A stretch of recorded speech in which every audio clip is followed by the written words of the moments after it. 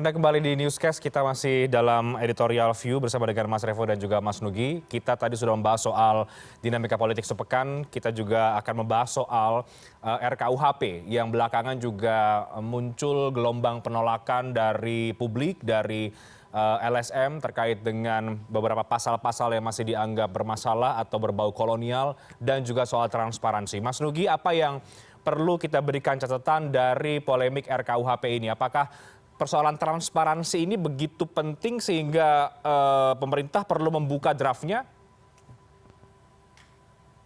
Ya, saya kira yang penting, salah satu hal yang penting adalah keterbukaan informasi terkait dengan draft RKUHP ini ya. Jadi berbeda dengan 2019 yang lalu, itu draft itu kan bisa dibuka dan diakses oleh publik sehingga bisa dipelajari mana pasal-pasal yang kontroversial dan relatif bisa merugikan publik secara umum.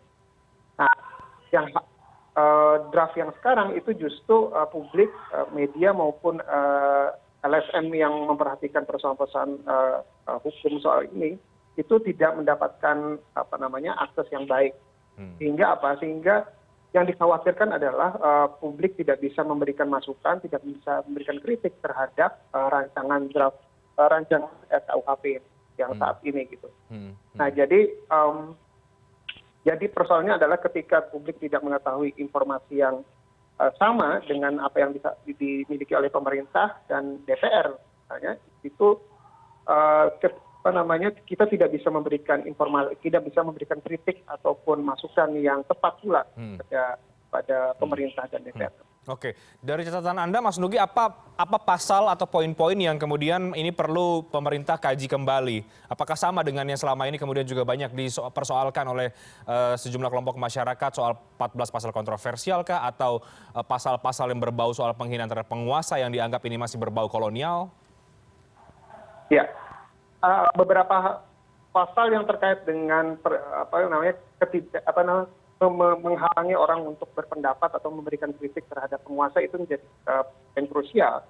Saya kira karena Karena yang RKUHP ini bisa ditafsirkan oleh penguasa ketika ada media atau warga biasa melontarkan kritik terhadap kekuasaan atau pemerintahan setempat. Pasal ini dikhawatirkan bisa mengancam kebebasan orang untuk berpendapat atau menyuarakan kritik. Jadi hal-hal yang seperti inilah yang saya kira perlu diperhatikan oleh publik ketika draftnya belum dibuka secara umum. Itu yang perlu diperhatikan bahwa publik harus bisa memberikan masukan yang tepat dengan mendapatkan akses terlebih dahulu.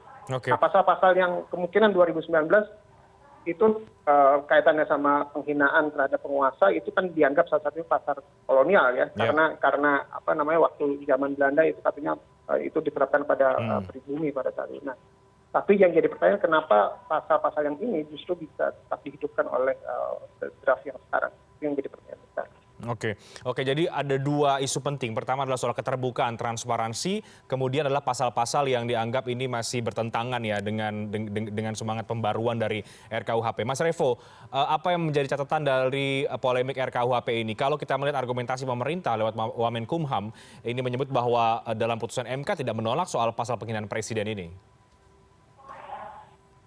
Nah, ini yang memang salah satu pasal ya dari 13 poin yang oleh masyarakat sipil ya. Salah satu pasalnya yaitu penghinaan terhadap pemerintah atau penguasa. Nah, ini memang satu pasal yang kalau istilahnya pasal karet ya, karena penafsirannya kan menjadi beda. Kalau mana kita kritik misalnya itu dianggap penghinaan atau kritik itu justru dianggap sebagai hal masukan yang membangun. Ini kan tafsiran-tafsiran yang menjadi rumit gitu, ya. Ini yang salah satu yang kita selama ini diprotes itu. Tapi juga hal yang tidak kalah penting adalah RKUHP ini, undang-undang ini kan nantinya akan mengikat masyarakat Indonesia ya, 200 juta masyarakat Indonesia nantinya akan hidupnya itu akan terikat oleh regulasi ini. Kalau misalkan dalam pembahasan di awal itu tidak dibuka kepada publik, Nah, ini menjadi hal yang benar-benar menjadi hal yang bermasalah. Gitu.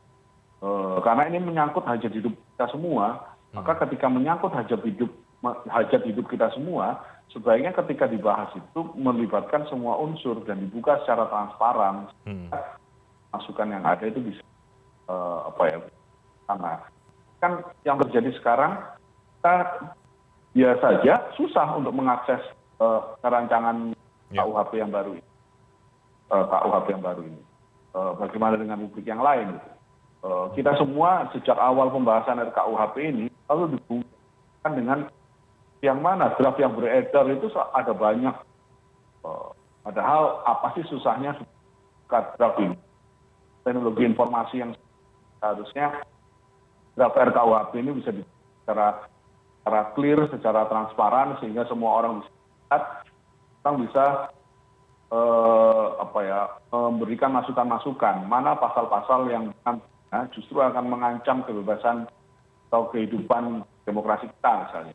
Mana pasal-pasal yang sebenarnya tidak perlu diatur oleh ini hanya norma, tapi beberapa undang-undang masuk ke ranah hal itu kan juga beberapa hal yang diprotes ya. Kemudian pasal misalnya bagaimana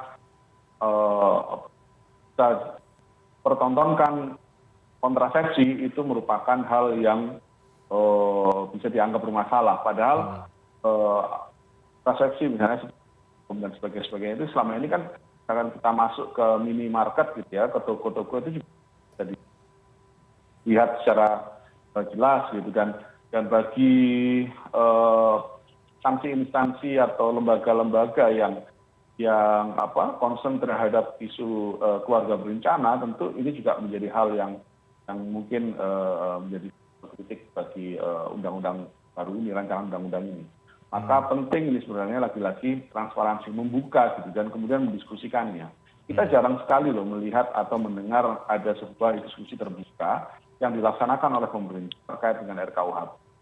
Padahal seharusnya dalam undang-undang yang sangat berkaitan dengan hajat hidup kita ini, bahasanya dilakukan aja secara di kalangan akademik, dilaksanakan oleh pemerintah.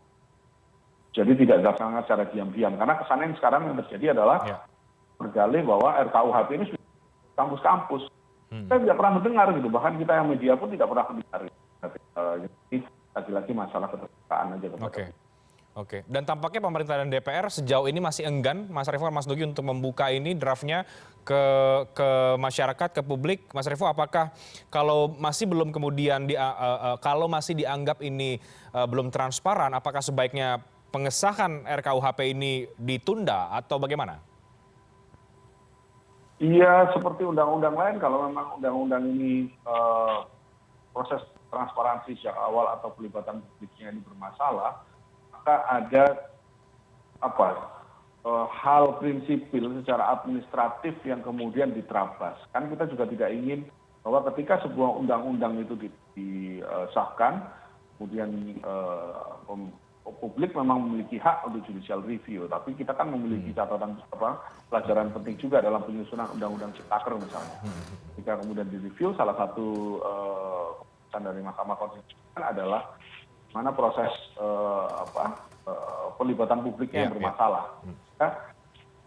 Akhirnya undang-undang Ciptaker dikasih waktu 2 tahun, sekarang mungkin sudah setahun berjalan ya, untuk pemerintah untuk segera membuat pembaruannya gitu ya, eksekutif dan legislatif membenahinya. Kita kan tidak ingin seperti itu. Lebih baik kita capek di awal, gitu, semuanya terlibat di awal, ada proses-proses yang kita mungkin akan lebih rumit gitu, tapi semuanya proper sehingga undang-undang yang tercipta itu benar-benar sebuah undang-undang yang merupakan kesepakatan dari semua pihak dan kebaikan bersama gitu. Prosesnya dilaksanakan. Ya. Kalau bagi DPR ini disebut masterpiece-nya mereka begitu ya, Mas Nugi. Tapi bagi sebagian publik ini justru meaningful participation karena tanpa partisipasi bermakna dari masyarakat. Apa yang perlu ditambahkan dan memberikan catatan bagi DPR, bagi pemerintah, Mas Nugi, dalam polemik RKUHP ini karena penolakan ini akan terus berlangsung tampaknya mahasiswa akan melakukan demonstrasi lagi kalau kemudian ini belum juga dibuka ke masyarakat. Ya. Saya kira banyak sekali sudah kelompok-kelompok masyarakat yang mengancam ya, mereka akan melakukan aksi-aksi tertentu, demonstrasi turun ke jalan untuk mencegah RKUHP ini disahkan di DPR. Artinya apa? Artinya proses-proses yang dilakukan selama ini dikhawatirkan hanya menjadi semacam prosedur semata oleh pemerintah maupun DPR dengan melibatkan pihak-pihak tertentu, tapi sebenarnya mereka sudah punya keran satu sendiri gitu untuk mengesahkan RKUHP ini. Nah, yang jadi masalah adalah saya kira banyak sekali pasal-pasal yang mungkin selama ini beredar namun tidak bisa diubah ya, kaitannya sama penghinaan terhadap presiden, kemudian penghinaan terhadap lembaga kekuasaan tertentu gitu ya. Jadi yang paling dikhawatirkan adalah betul tadi disampaikan oleh Mas Revo, ini RKUHP ini akan mengikat ke seluruh orang di warga negara Indonesia. Dan ketika ini sudah menjadi undang-undang, maka ia resmi menjadi acuan para penegak hukum untuk untuk bisa melakukan aksi-aksi tertentu gitu.